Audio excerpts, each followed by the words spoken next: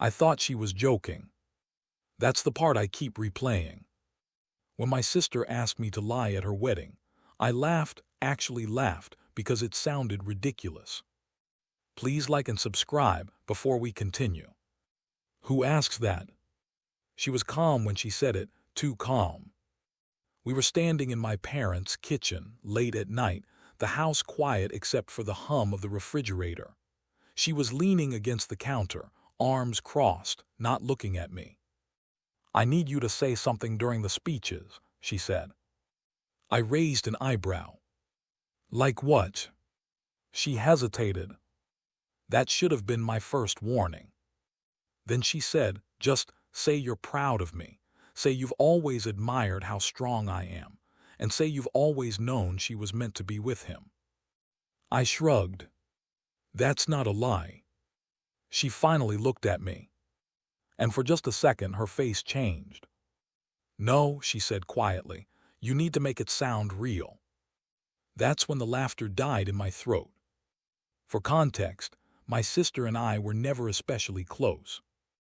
We weren't enemies either, just polite, distant, like two people who grew up in the same house but learned early not to get in each other's way. She was the golden child. Outgoing, charismatic, always surrounded by people. I was the quiet one. The observer, the one who noticed things but didn't always speak up. So when she got engaged, I wasn't surprised. Everyone loved her fiancé. Everyone except me. I never said anything. Never caused a scene. Never explained why something about him made my skin crawl. I told myself I was being judgmental. I told myself I was wrong. That lie would come back to haunt me. I asked her why the speech mattered so much. She sighed and rubbed her temples. Because people listen to you, she said. You're credible. That word sat wrong. Credible. Like she was borrowing my voice. I asked her directly, what exactly do you want me to lie about? She shook her head. Nothing specific, just don't say anything that might make people question things. Question what? Her phone buzzed on the counter. She glanced at it, face tightening, then flipped its screen down. Please, she said, just this once. That was the moment I should have said no. But I didn't. I nodded. And the relief on her face scared me more than if she'd been angry. The wedding was 2 weeks later. Beautiful, expensive, perfect. White lights, soft music, smiles everywhere. From the outside, it looked like a fairy tale. But I noticed things. The way she avoided being alone with him. The way he watched her instead of smiling. The way our parents looked nervous. Not excited. Nervous. When it was time for speeches, my stomach was in knots. I stood up. Held the microphone. Looked at my sister. She was smiling at me. But her eyes were begging. I said the words she wanted. About strength. About love. About destiny. People laughed. People clapped. Someone wiped away a tear. And then I said something I hadn't planned to say. Something honest. I've always believed, I said slowly, that family means protecting each other, even when the truth is uncomfortable. The room went quiet. I felt my sister's smile freeze. Her fiancé tilted his head. I didn't elaborate. I just raised my glass and sat down. Everyone applauded. No one noticed. Except him. Later that night, he cornered me. Not aggressively. Not angrily. Calmly. You seem like a smart person, he said. So let me ask you something. My heart started pounding. What do you think you know? That's when I realized. The lie wasn't for the guests.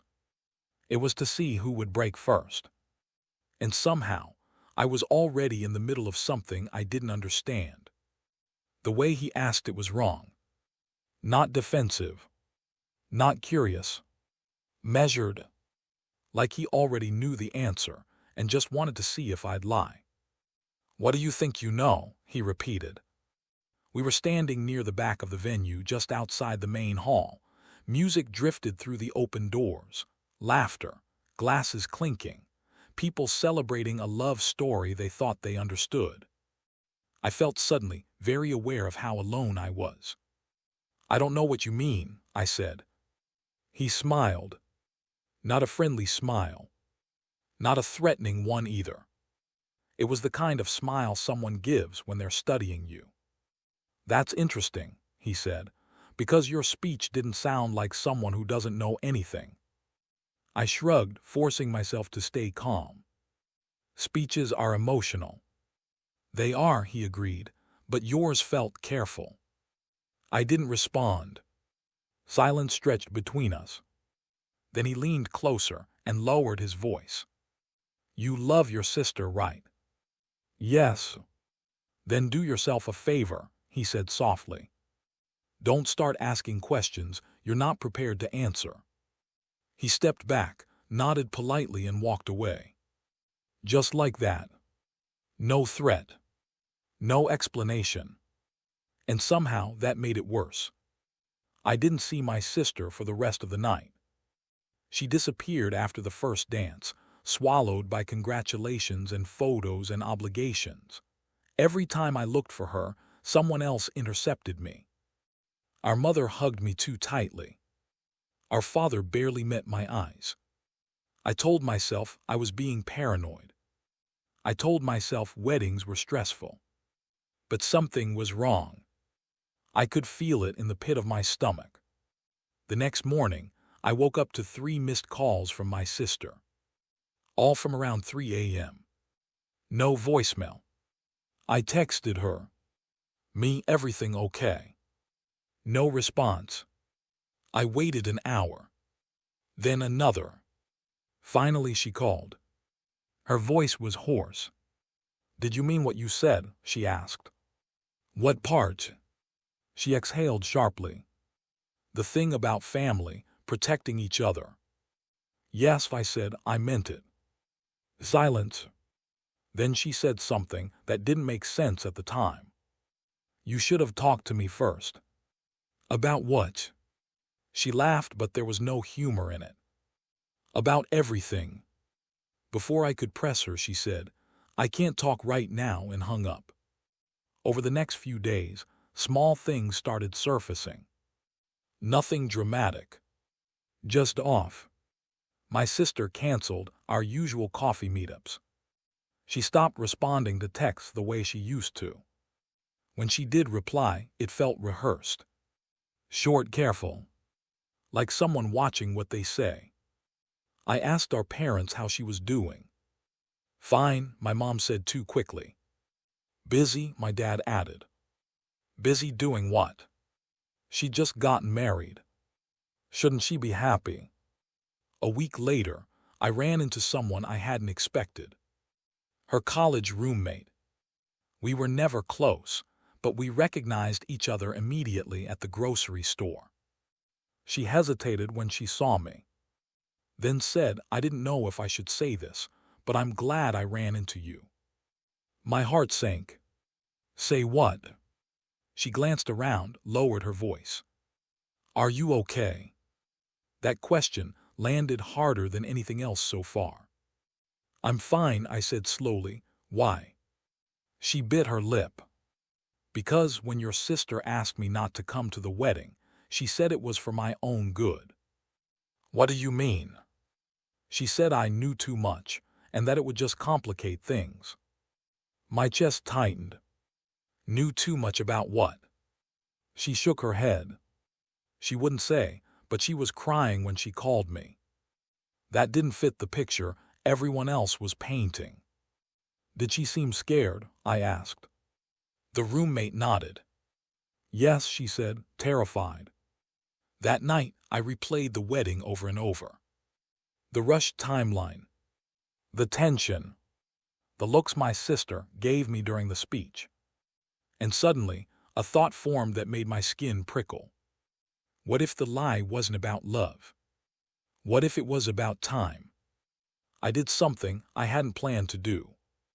I looked him up. Public records, social media, anything. At first, nothing stood out. Clean history. Good job. Normal background. Too normal. Then I noticed something odd. His previous address. Same city. Same neighborhood. Same apartment complex. As my sister. But the dates didn't line up. He'd been living there before she claimed they met. I stared at the screen, heart pounding. People don't usually forget where they met. Unless they're trying to hide something. That night, I sent my sister one message. Just one. Me, did you know him before you told us you did? It took her 6 hours to respond. When she finally did, all she said was, please stop. That wasn't an answer. That was a warning. And that's when I understood something important. The wedding wasn't the end of the story. It was the beginning. I didn't answer her message. Not because I didn't have more questions, I had hundreds, but because I finally understood something I'd been avoiding. If my sister was asking me to stop, it wasn't because I was wrong. It was because I was getting close. And whatever she was protecting, it wasn't just herself. The first thing I did was call my parents. They didn't answer. That alone told me more than any explanation could have. So I did the next best thing. I went to their house. Nothing looked different. Same driveway. Same porch light that always flickered when it turned on. Same doorbell I'd pressed 1,000 times growing up. But the feeling was wrong. Like I was stepping into a place that only looked familiar. My mom opened the door and froze when she saw me. "Oh," she said, "you didn't call." I tried. She stepped aside and let me in. The living room was quiet, too quiet. No TV. No background noise. Just my dad sitting at the dining table, staring at his phone like it might explode. He didn't look up. "I need you to tell me the truth," I said. My mom sighed like she'd been holding her breath for weeks. My dad finally looked up. "About what?" he asked. I placed my phone on the table and slid it toward them. On the screen, the address history I'd found. Same apartment. Overlapping dates. "You knew him before the engagement," I said. "And so did she." Silence. Then my mom sat down slowly. My dad rubbed his face with both hands. That's when I knew. "It wasn't supposed to happen like this," my mom said. That sentence shattered something in me. "What was?" She glanced at my dad. He nodded barely. And then she said something I will never forget. She met him when she was in trouble. The room felt smaller. "What kind of trouble?" My dad spoke this time. "Financial," he said quietly, "at first." At first. I asked them to explain. They didn't want to. They did anyway. 2 years ago, before the engagement, before the family introductions, my sister had been drowning in debt. Credit cards. Loans. Things she'd hidden from everyone. She was months away from default. That's when she met him. Not at work. Not through friends. Through a private arrangement. My mom wouldn't look at me as she said it. "He helped her consolidate everything," she said. "He had connections." "What kind of connections?" I asked. Neither of them answered. I felt sick. "So she married him for money." "No," my dad snapped. "It wasn't like that." "Then what was it like?" He hesitated. "She owed him." That word echoed in my head. Owed. I stood up. "You let her marry someone she owed." My mom started crying. She thought she could handle it, she said. She thought it would just be temporary. And you believed that. We believed she was already in too deep, my dad said. I stared at them. My parents, the people who taught me about honesty and safety and responsibility, had watched this happen. And said nothing. Why didn't you stop it? I asked. My mom whispered, because she begged us not to. That answer broke something. Because I suddenly understood the dynamic. They weren't protecting her. They were afraid of losing her. I asked the question that had been sitting in my chest since the wedding. Is she safe?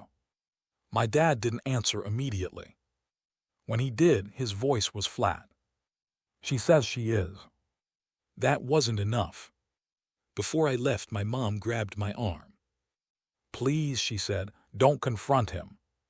Why? She swallowed. Because if you do, you'll make it worse. That sentence followed me all the way home. That night I couldn't sleep.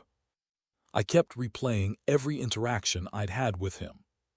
The calm, the confidence, the way he spoke like someone who always had leverage. And then I realized something that made my blood run cold. If my sister owed him before the marriage itself wasn't a solution. It was collateral. I did something reckless. I contacted his ex. It took hours of searching, but I found her. I didn't explain everything. I just asked one question. Did you leave him, or did he leave you? She replied within minutes. I escaped. My heart started racing. I asked if she was willing to talk. She said yes, but only in person, and only in public. The next afternoon, we met at a cafe across town. She sat with her back to the wall. She didn't smile. The first thing she said was, "If your sister married him, she's in danger." That was the moment the story stopped being about a wedding and started being about survival. She didn't start with him. That was the first thing she said. I don't even like saying his name, she added, wrapping both hands around her coffee cup even though she hadn't taken a sip. So if that's okay, I won't. I nodded. She took a breath. People think men like him start out scary, she said. They don't, they start out useful. That word again. Useful. She met him the same way my sister did. When things were falling apart. For her, it was after a messy breakup and a job loss. For my sister, it was debt. Different circumstances. Same vulnerability. He knew exactly what to say, she continued. Not promises, solutions.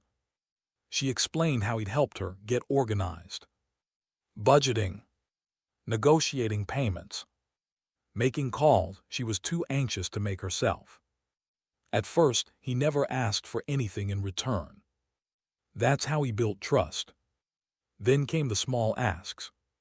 Can you put this in your name? My credit tied up for a bit. Can you sign here? It's just temporary. Can you handle this call? They respond better to you. Nothing illegal. Nothing obvious. Individually. But together. It created something she didn't realize until it was too late. Dependence. I asked her when things changed. She thought for a moment. After we moved in together, she said. Once I couldn't leave without explaining myself. Her voice stayed steady, but her fingers tightened around the cup. That's when I noticed I didn't have passwords anymore, she said. He did. My stomach dropped. She described the rules. Not stated. Implied. Who she could talk to. What she could post. Which friends were bad influences. Always framed as concern. He never told me I couldn't leave, she said. He just made it very clear what would happen if I did. I asked her what that meant. She looked me directly in the eyes. He would ruin me, she said. And I knew he could. She didn't leave because of a fight. She left because of a mistake. He forgot to lock a drawer. Inside were documents, contracts, agreements, copies of IDs. Not just hers, other women's, different names, same structure, same signatures, same trap. How did you get out? I asked. Her jaw tightened. I waited, she said. I smiled, I agreed, I planned. She moved money slowly, copied files, created backups, and then one day when he was out of town, she disappeared. Changed her number, moved cities, never looked back. He didn't chase me, she said quietly, because he knew I had evidence. My mind was racing. Did you report him? She shook her head. You can't report a pattern unless someone's ready to testify, she said. And most people are. She leaned forward. Your sister won't be either, she added gently. Not yet. I asked the question I've been afraid to ask. Is he violent? She paused. Not physically, she said. Not unless you count what he does to people's lives. She looked past me, out the cafe window. He marries women who are already cornered, she said. Marriage makes it cleaner. Cleaner. Like paperwork. I left the cafe feeling like I was underwater. Because suddenly, everything clicked. The rushed wedding. The secrecy. The pressure to control the narrative. This wasn't a love story. It was a containment strategy. I drove to my sister's apartment that night. I didn't plan to confront him. I just wanted to see her. She opened the door a crack. When she saw me, her face fell. You shouldn't be here, she whispered. I need to talk to you, I said. Alone. Her eyes flicked over my shoulder. Then back to me. I can't, she said. That's when I saw it. Not fear. Resignation. Before she could close the door, I said one thing. Does he still have your passwords? She froze. Just for a second. But it was enough. The door closed. Locked. And I stood there in the hallway, realizing something terrifying. The wedding vows weren't about love. They were about control. And my sister had signed them with a smile. I didn't go home after she shut the door. I sat in my car in the parking lot for almost an hour, watching lights turn on and off in other apartments, trying to slow my breathing. Because the truth was finally clear. My sister wasn't ignoring me. She was complying. And compliance, I had learned, was his favorite state. I drove straight to my parents' house. This time I didn't knock. I walked in. My mom was on the couch, phone in her hand. My dad was packing. They both looked relieved when they saw me, and that broke my heart. Because it meant they'd been waiting for something to go wrong. I met his ex, I said. My dad stopped packing. My mom closed her eyes. You shouldn't have done that, she whispered. I know, I replied, but now we don't get to pretend this is just about money. I told them everything. The documents, the passwords, the pattern, the drawer full of other women's lives. My mom started crying. Not loudly. Quietly, like someone who already knew the ending. My dad asked the question that told me exactly how deep this went. Did she sign anything after the wedding? I stared at him. You know she did, I said. That's when they told me something they'd never said out loud. He'd asked for a postnup. Not immediately. After the honeymoon. After the photos. After the congratulations. After the illusion of choice. She signed it. Without a lawyer. Without questions. because he said it was just for clarity. I felt something inside me go cold. He owns her, I said. No, my dad replied quietly. He owns her silence. That night, I made a decision. I wasn't going to confront him. I wasn't going to threaten him. I wasn't going to demand answers. Because people like him don't respond to emotion. They respond to leverage. I reached out to the ex again. I asked if she still had copies. She did. Not originals, but enough. I asked if she was willing to share them. She hesitated, then said something that surprised me. I was waiting for someone to ask. Over the next week, I became someone my sister wouldn't recognize. I documented everything.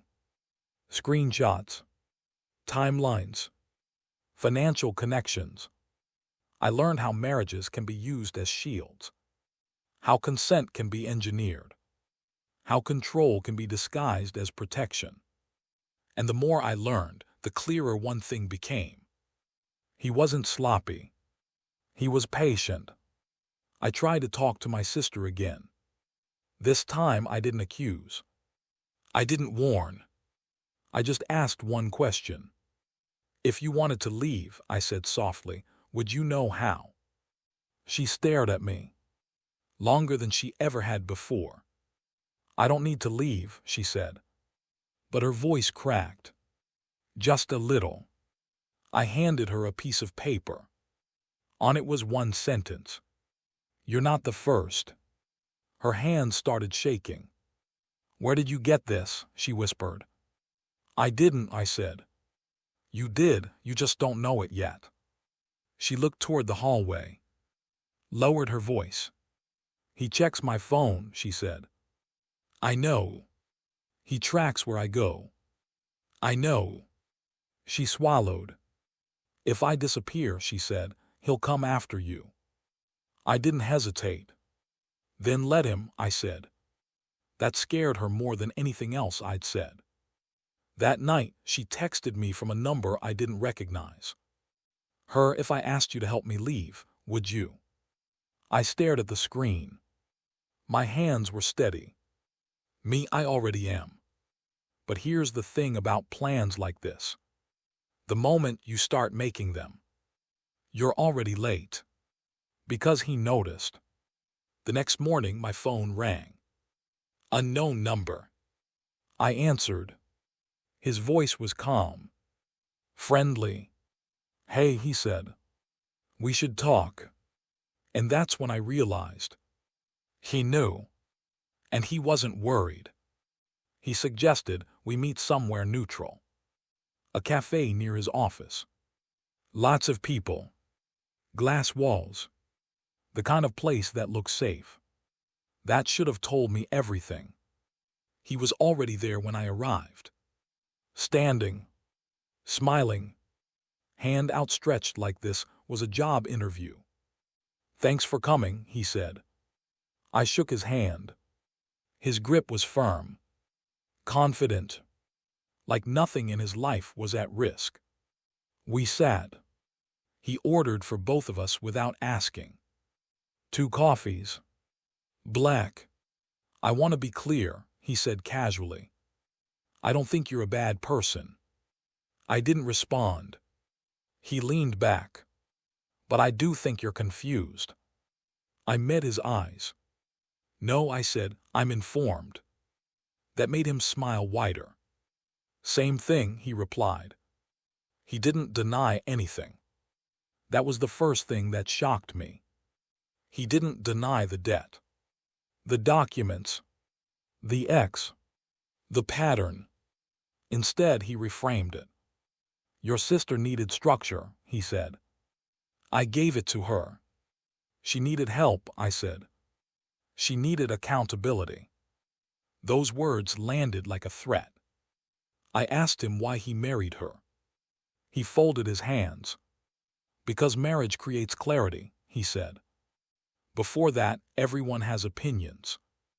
And after, he said calmly, everyone respects boundaries. I leaned forward. Is that what you call tracking her phone?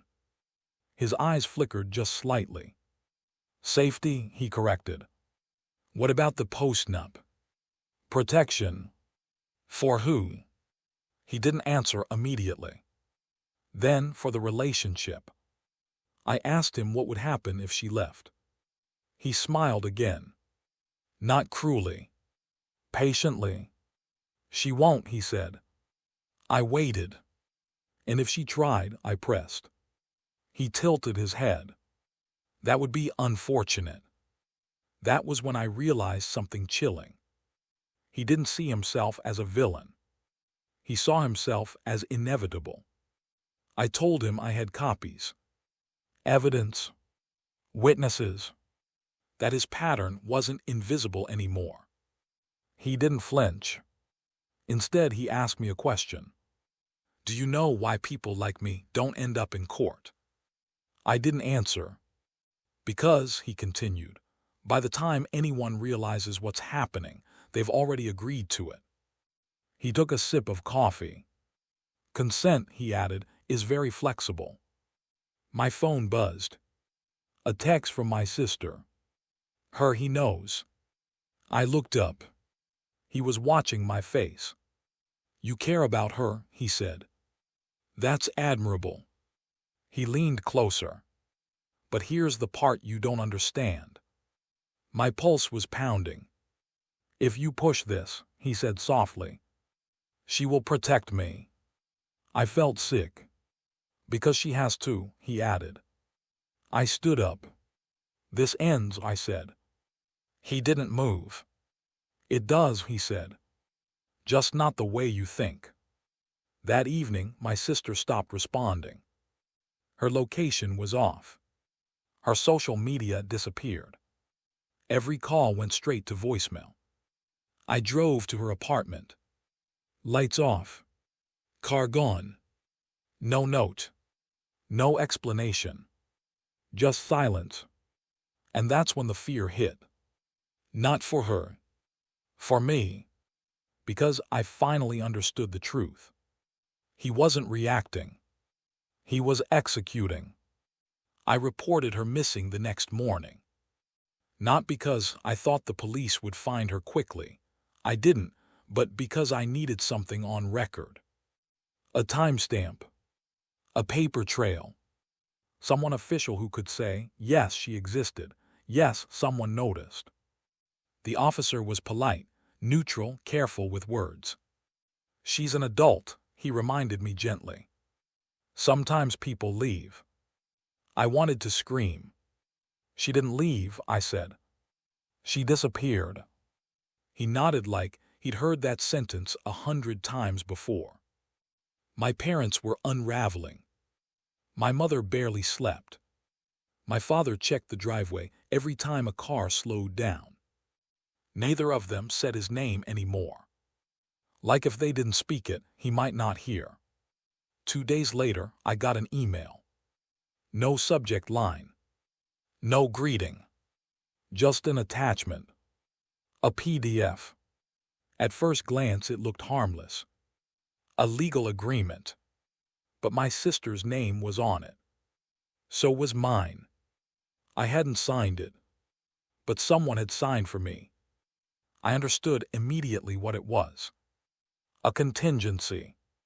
A document designed to activate if things went wrong. It outlined responsibility, financial liability, silence clauses. It was dated the day after the wedding. That was the moment I stopped waiting. I contacted the ex again. I told her everything. She was quiet for a long time. Then she said something that finally made sense of all of it. He doesn't destroy people, she said. He replaces them. I made a choice that night. Not a clean one. Not a legal one.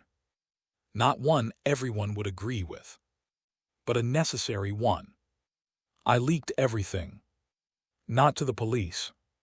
To journalists. Financial watchdogs. Civil rights groups. Anyone who specialized in patterns, not incidents. I gave them timelines, documents, names. I didn't accuse. I let the facts speak. 3 days later, his company suspended him. A week later, his accounts were frozen pending investigation. People started asking questions. Public ones. The kind he couldn't silence with paperwork. My sister resurfaced 2 weeks later. In another city. With another phone. With nothing but a bag and a 1,000-yard stare. She didn't say where she'd been. She didn't say what he'd done. She just said one thing. He told me you'd ruin everything. I replied quietly. He was right. She didn't thank me. Not at first. She didn't hug me. Didn't cry. She just slept. For almost a full day. Months passed. Investigations dragged on. Nothing stuck, not criminally. But reputations don't need convictions to rot. He vanished. Not arrested. Not charged. Just gone. My sister and I don't talk about him. Ever. There are parts of her life I'll never know. Things she'll never say out loud. And I've learned not to push. Because survival leaves scars that don't like being touched. Sometimes people ask me if I regret what I did. If I went too far. If I made things worse. If I should have stayed out of it. I tell them the truth. I don't know. Because the thing about situations like this is, there's no ending where everyone is clean. Only endings where someone is free. The last time I checked, his name still hasn't come up anywhere new. No updates.